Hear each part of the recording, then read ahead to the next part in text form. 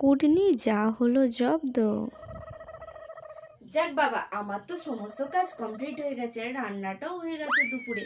যাই, এবার বলুন একটু ফোন দেখি।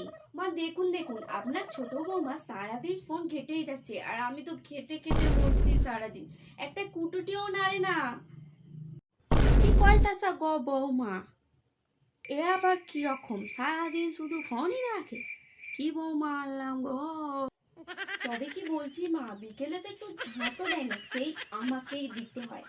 এটা একটা বিহিত কর্তাই হচ্ছে। বৌমা, ও বৌমা, নতুন বৌমা। এই বুড়ির কানে নিক্ষত কেউ কামড়েছে, তাই জন্যই আমাকে আবার ডেকে পাঠিয়েছে। শান্তিতে একটু ফোনে দেখতে পারবো না। হ্যাঁ মা, আমাকে ডাকছেন? হ্যাঁ মা, তোমাকে ডাকছিলুম। তোমার বাবা মা কি কণা শিক্ষায় দেয়নি গো? সারাদিন এত কাজ করি, ওনারা কি চোখেও পড়ে না? কানি বুড়ি একটা। সংসারে এত কাজ বড় বৌমা কত করবে, একটু হাতে পাতে করো। মা আমি তো, থামো, আমি সব জানি তুমি কি করো আর না করো। যাও ওখান থেকে, যাও যাও। ও আচ্ছা, এতক্ষণে ক্লিয়ার হলো। এই কুটনি যা শাশুড়ির কানে কামড়ে গেছে।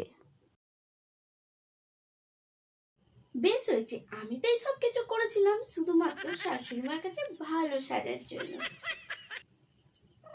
কিন্তু মা, সপ্তাহে তো 7 দিন, আমি 3 দিন কাজ করব সমস্ত, আর দিদি ভাই করবে 3 দিন, আর বাকি রইল একদিন সপ্তাহে, সেটা বরং আপনি করবেন। আঁটুতে ব্যথা, বয়স হয়েছে আমার, বাতের ব্যথাটা বয়সের সাথে সাথে বাড়তেছে গো। উফ, কি গরম, আর পাচ্ছি না। ধুর, ভাল লাগে না। অন্যকে ফাঁসা থেকে আমি নিজেই ফেঁসে গেলাম। তারপরে এই বুড়িটা নিজের ভাগের কাজটা আমার উপরে চাপিয়ে দিল। আর সহ্য হয় না। উফ, একটু রেস্টও পাই না সারাদিন। ধুর। ঠিক হয়েছে, কুটনিমো করা আমার নামে, যেরকম কর্ম তেমন ফল।